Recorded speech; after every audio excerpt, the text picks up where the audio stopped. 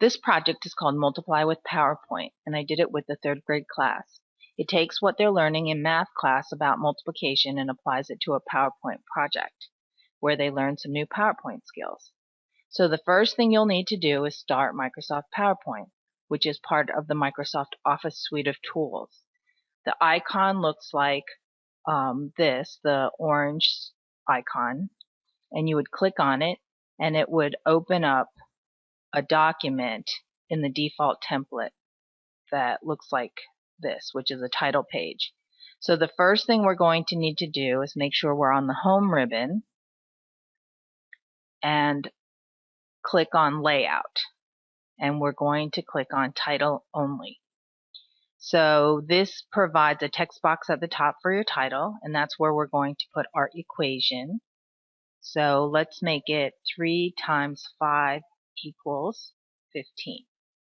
So it's important for this project, these are my rules, I guess, to have each of the factors be 3 or greater, and for the product to be small enough so that all the images can fit on a single slide. Alright, so now we've put the equation in, and the next thing we'll need to do is go to the Insert tab and click on Clip Art. You would type in what you're looking for here, and I'm going to go ahead and keep the word kitten and click on Go. And then all these kitten clip arts come up here. One important thing is for this project to pick a clip art that only has a single object in it. So as an example, this has 1 kitten in it. If it has 2 kittens in it, because this is a math project, it might be confusing to people whether you meant to say that there are 2 kittens or 1 clip art. So just to simplify it, let's go ahead and pick a clip art that only has a single object. So after I've clicked on it, it comes up on my slide, and it's too big, so I need to size it. I go to the corner, and when my cursor turns into a line with double arrows on it, I hold down my left mouse button, and I drag it to the size that I want it. And then when it's the size I want, I let go of it. Then I want to move my image.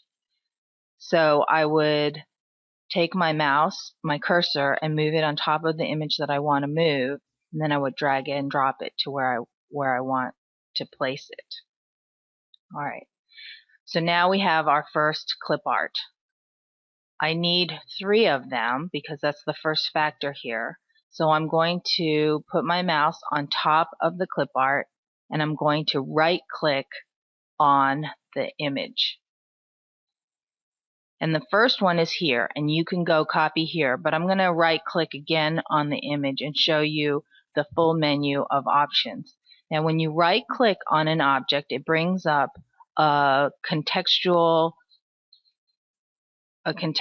menu of items of things that you can do for this particular object. So if you notice here, if I right click on the text box, it brings up a different set of options, because with text you can change the way it looks and the font and all these things, but with a picture it has different options, things that have to do with this picture in particular. So contextual means that it changes based on what you click on. And when you hold a mouse, you should use your pointer finger on the left button and your middle finger on the right button. So basically here we've right clicked on this object, and we're going to go ahead and copy it. Now you can copy, all you have to do is copy the image once, and you can paste it as often as you like. So we're going to need 3 of these. So I'm going to right click and paste 3 of them. So that matches the first factor. Alright, so the next thing you need to do is select all 3 of these objects, and we're going to group them together. To select multiple objects, you can go ahead and use your mouse and draw a rectangle around it. So I'm going to left click and hold the button down, and then I'm going to drag it all the way to the other side, until all three objects are inside inside the rectangle. As you can see now, each of these three are selected, and I'm going to right click and I'm going to group these together. When you group it, that means these three objects are now one object. So you can move it around, you can size it, and do whatever. Alright, so then I'm going to right click and I'm going to copy. Actually, I need to make it smaller since I need 5 rows, right? So I'm going to right click and copy, and then I'm going to paste. I'm going to drag and drop it, paste. So that's 3, 4. I don't know if it's going to fit. 5.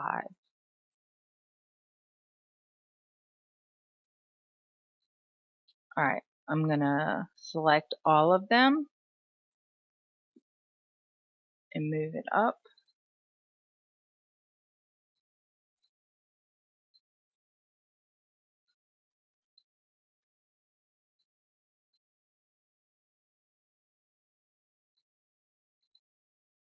I guess I should have done 5 by 3, huh? Alright, there. They all fit. Now what I'm going to do is I'm going to add text. So that's on the home ribbon, and I would click on the icon, this icon for text, and then wherever I want to put the text, I would left click on the page. So this would be 3 plus 3 plus 3, oops, plus 3 plus 3 equals 15. Let's go ahead and do it that way. There's no rules. We just want it to look right. And I worked with the math teacher to come up with how she'd like this represented. All right. So I don't know if you noticed, I just moved the text. I'm going to show you how to do that because it's a little bit tricky. If you want to move the text, you need to move your cursor over to the text box, and when it looks like that, a plus sign with arrows on the ends, you can hold your mouse down and move the text box where you want it. All right, so let's, and then if you do the same thing, you click on it, you can change the way the text looks. So I'm going to go ahead and bold it and make it a little bit bigger. And then I'm going to move it again. All right, so we're almost done. What I'd like to do now is keep moving it just a little bit. It doesn't look quite right to me. All right, let's leave it at that. All right, so now what we're going to do is we are going to change the design of the slide. You would go up here to the design ribbon, and you'll see all these different designs. If you float over them, you'll see what this page might look like if you selected that design. So I clicked on it, and that's what the design would look like. So I've actually, when you click on it, you actually change the design. So now it looks like that. Let's see.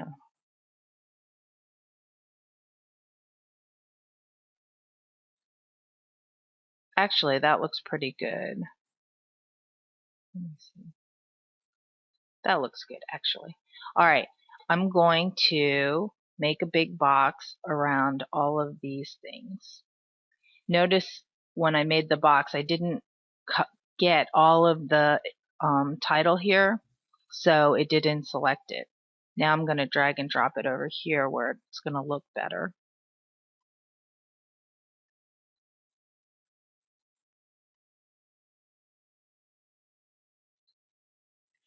One other thing you can do is you can come over to this menu right here.